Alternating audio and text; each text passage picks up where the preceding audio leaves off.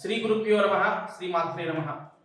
Scientific వాస్తు శాస్త్రంలో అన్నిటికి సంబంధించినటువంటి విషయాలు తెలుసుకోవచ్చు. ఇక్కడ గ్రహాలకు సంబంధించిన విషయాలు కానీ, తర్వాత హెల్త్ సంబంధించిన ప్రాబ్లమ్స్ కానీ, లేకపోతే ఇంకా 5 ఎలిమెంట్స్ అంటే పంచభూతాల యొక్క సమతుల్యత కానీ, నవగ్రహాల యొక్క సమతుల్యత కానీ, ఇట్లా ప్రతిదీ కూడా బ్యాలెన్సింగ్ ఉన్నప్పుడు మనకి ఎలాంటి సమస్యలు ఇంట్లో రావు.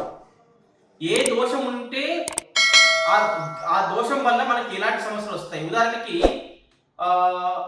రెడ్ శాప్ అనే ప్రాబ్లం ఇంట్లో ఉందనుకోండి. ఆ రెడ్ శాప్ అనే ప్రాబ్లం ద్వారా ఏమవుతుంది? కాళ్ళ నొప్పులు, మోకాళ్ళ నొప్పులు, వెన్ను నొప్పి, మోషన్స్ ప్రాబ్లమ్స్ ఇలాంటివన్నీ కూడా వచ్చే అవకాశం ఉంటుంది. ఇలా ఒక్కొక్క ఎలిమెంట్ ద్వారా ఇలాంటి సమస్యలు వస్తాయి. అలాగే మనకి గ్రహ దోషాలు కూడా ఉంటాయి.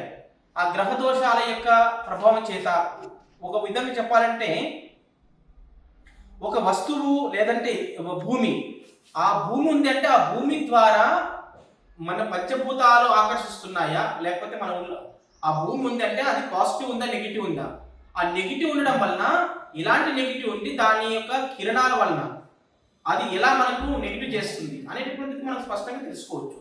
ఉదాహరణకి ఇక్కడ శాటర్న్ అనేటువంటి ప్రాబ్లం, శనిగ్రహం యొక్క ఆకర్షణ, ఇక్కడ నెగిటివ్ ఆకర్షణ ఉంది ఈ ఇంట్లో.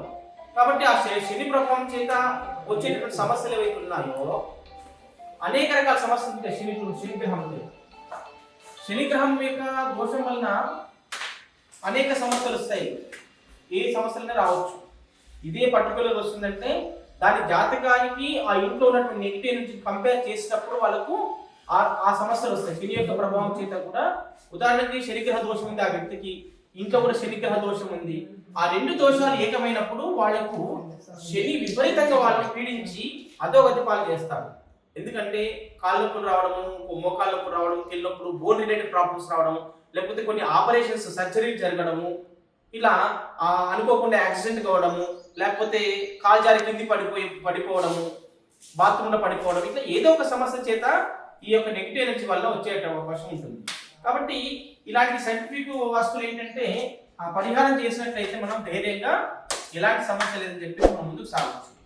కాబట్టి అలాంటి సమస్యలు ఇక్కడ శాటర్న్ రిలేటెడ్ ప్రాబ్లం ఉంది కాబట్టి ఆ శాటర్న్ ప్రాబ్లంను క్లియర్ చేస్తుంది. కాబట్టి ఏ సమస్య మన ఇంట్లో ఉన్నప్పటికీ కూడా ప్రపంచంలో ఉన్నటువంటి ఏ దేశమైనా కావచ్చు, అక్కడ అన్ని దేశాల్లో కూడా అన్ని సమస్యలు ఉన్న వాళ్ళే ఉంటారు.